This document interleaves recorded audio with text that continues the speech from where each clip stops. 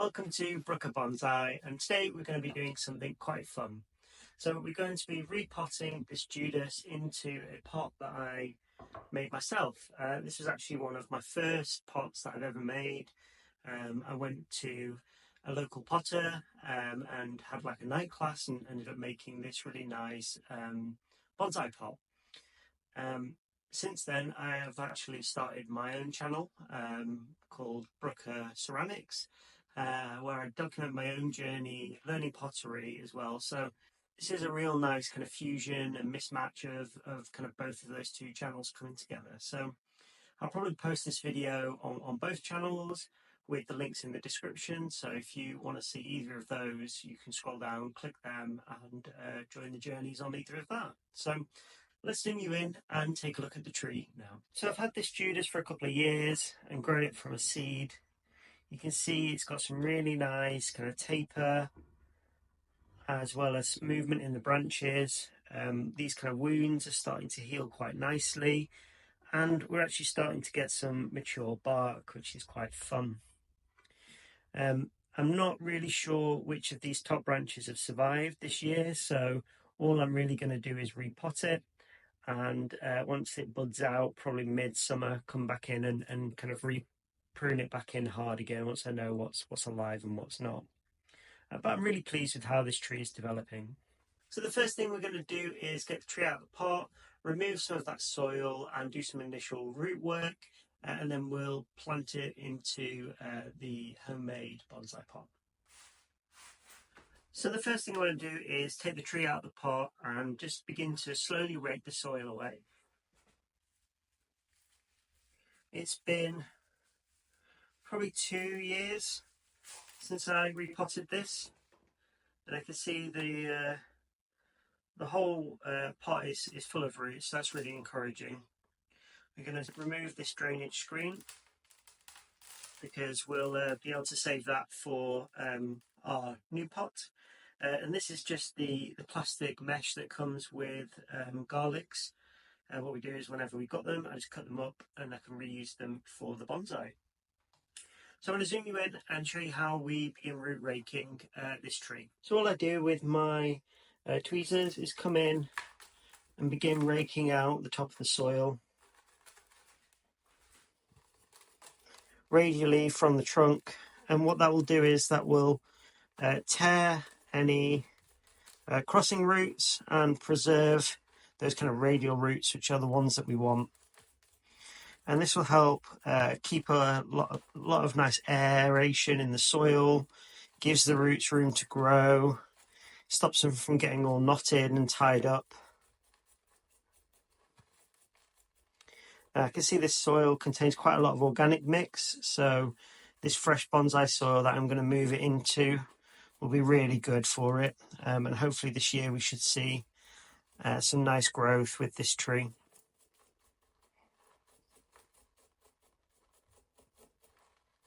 So as you can see, I'm scraping down, which kind of breaks those crossing roots and preserves those kind of longer roots. Quite similar to just combing your hair. Despite this being a young tree, I've repotted it a couple of times. So we've got a really nice fibrous root base, which means that everything will be really well balanced. A balanced radial root base is really important for two reasons. The first reason is when you come to repot it, if it's balanced and radial, the tree responds better to repotting purely because there are more roots. The tree doesn't like it when you cut kind of really thick established roots, but these small fibrous roots with the growing tips on them, they can be kind of cut and prune quite easily, and the tree can recover quite well. And really, it's only the tips of these roots that are what kind of draws in the nutrients for the tree. So you don't need these like really long roots from the tree. The second main reason is it also helps balance the top of the tree. So if the root base is nice and balanced, it means the tree is feeding the branches evenly, which means you can then grow really nice ramification at the top. If one root was to take off and grow really strong, then you'd also probably see the same with one main branch, growing quite quickly. So if you want a balanced canopy with lots of nice ramification, then you also need the roots to reflect the same thing at the bottom.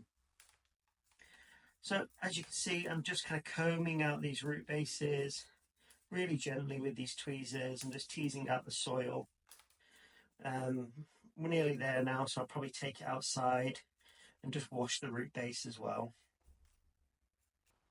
So now that we're outside, we're going to give this tree a spray down and just remove some of this soil.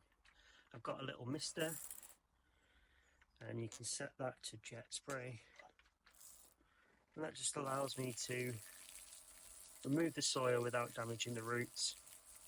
Helps me see what's going on.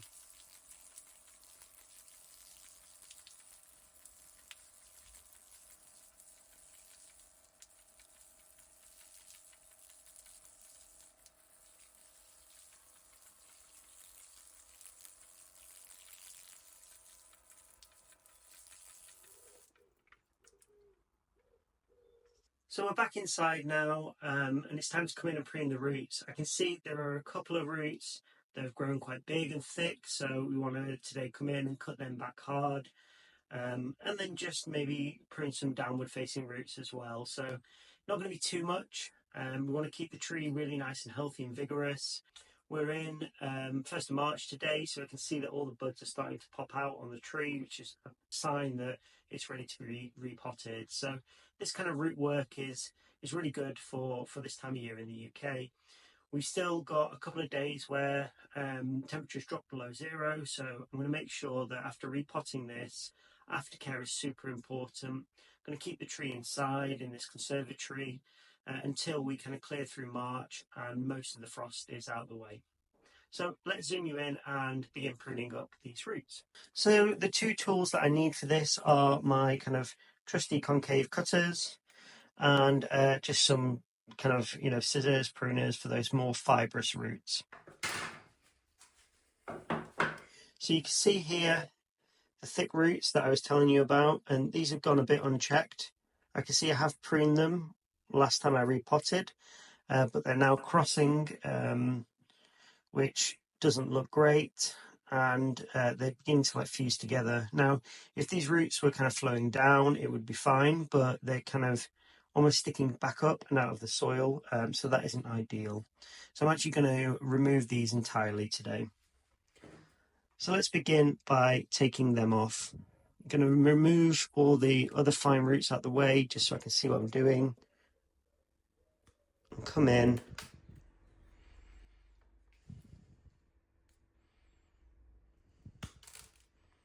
And remove those roots.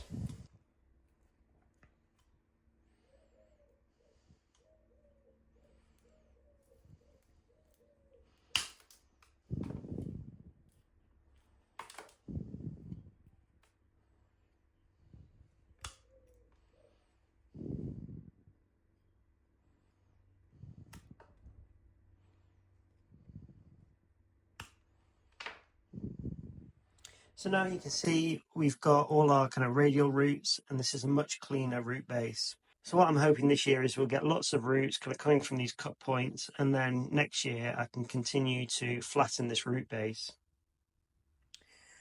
So I'm going to come in now and just do some final light pruning.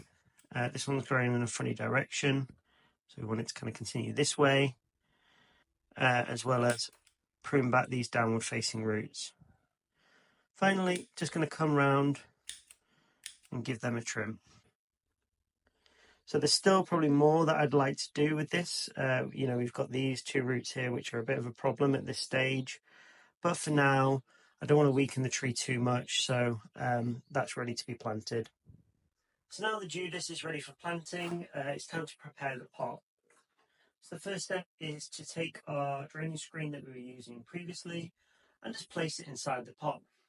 Now, a few people like to wire the drainage screens down into the pot, and I tend to avoid that because as the roots grow through the drainage screen, if you want to pull the tree out at the end, then it means you've got to come back in and remove the wires, and it gets very messy.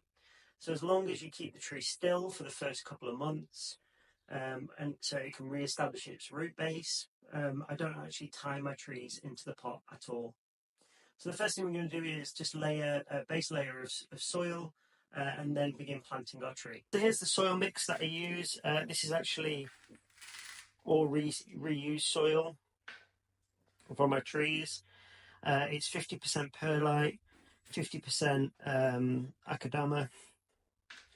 Now, if this was one of my nicer trees, I'd probably want to give it some fresh soil. But because this is, a seedling, basically, I don't want to invest too much in it at this stage until it gets a bit bigger. And this soil is good soil anyway. It's really crumbly. Still quite large particles generally. So that should give the roots a really healthy root base for it to get established and grow nicely this year. So coming in with the soil, just going to lay that initial soil around the base so I can plant the tree on it. As you can see, there's not very many roots, but it's just enough to fit in the soil. So the next we want to do is find the front of our pot, and as you can see, this pot here, it's got this really nice drippy texture, and I want to kind of feature and put this at the front of the tree. So here is my front of the tree. So I want to make sure that both the front of the tree and the front of the pot are lined up like that. The next thing I want to do is just kind of comb these roots, make sure they're all kind of laid out nice and radial before I add more soil to the tree. Now it'll be a couple of years until this tree is repot again, so I want to make sure I've got the planting angle right, because if I don't like it, it's going to be like this for a while. So the first thing I do is I kind of pile a mound of soil around it, and then I'm just going to lift the tree up slightly before then coming in and trying to settle the soil down between the roots. And this means that the tree will now have nice radial roots that kind of flow down into the soil. With a tree like this, you know that you've got all of those air pockets once the tree starts getting a bit firmer in the soil itself. If it's wiggling, kind of like this, then we know that we need to get a bit more soil down into those roots, because there's possibly some air pockets. Now to do this, we would want to use a chopstick, and you just lightly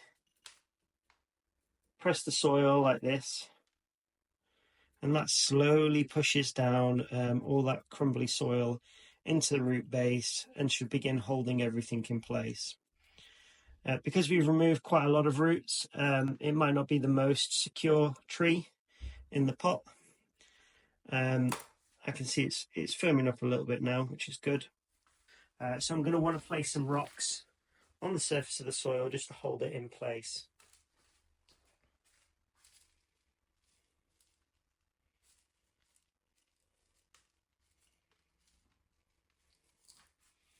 You can see I've piled the soil up quite high on this tree. That's just to make sure that all those roots are safely in the soil and protected.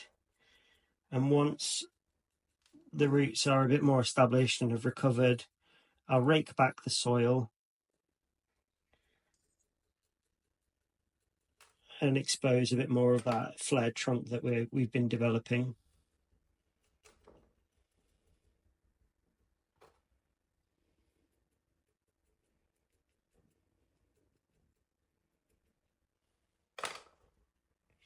So we've got a tiny bit of wiggle, but the tree's quite firm in the pot now. This is mainly because we have a very small fibrous root base. So let's begin watering the tree now.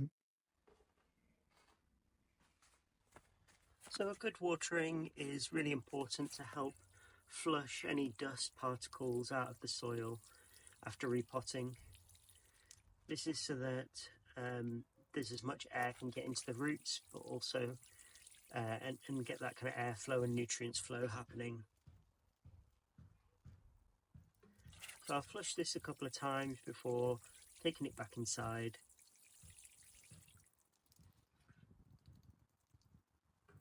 So that's the tree now repotted. A short video for you guys, but something that I really wanted to document because whilst this tree isn't really massively developed yet, the pot has real importance to me, being the first bonsai pot or first ceramic pot I've ever made. So it's really nice, this kind of combination of bonsai and my pottery channels coming together. Aftercare is going to be really important for this because we've still got periods of frost in the UK, so I'm going to keep it indoors. It probably won't need watering here in the conservatory because it's quite cold in here, and the tree hasn't started metabolizing yet. But I'll keep an eye on it, make sure it stays warm, and if there are any major cold nights, then I can look to move it indoors where it's a bit warmer. So let's zoom you in and take a 360 view look of this tree in its new pot. So here's the front of the tree, coming round to the side, to the back of the tree, back round to the side, and to the front. So if you've made it this far in the video, thank you for watching. If you've enjoyed watching this video as much as I've enjoyed making it, then don't forget to give us a like and let me know your thoughts in the comments below. And if you're new to the channel, welcome. There's a subscribe button just in the bottom corner of the screen for you there. And look forward to seeing you in the next one.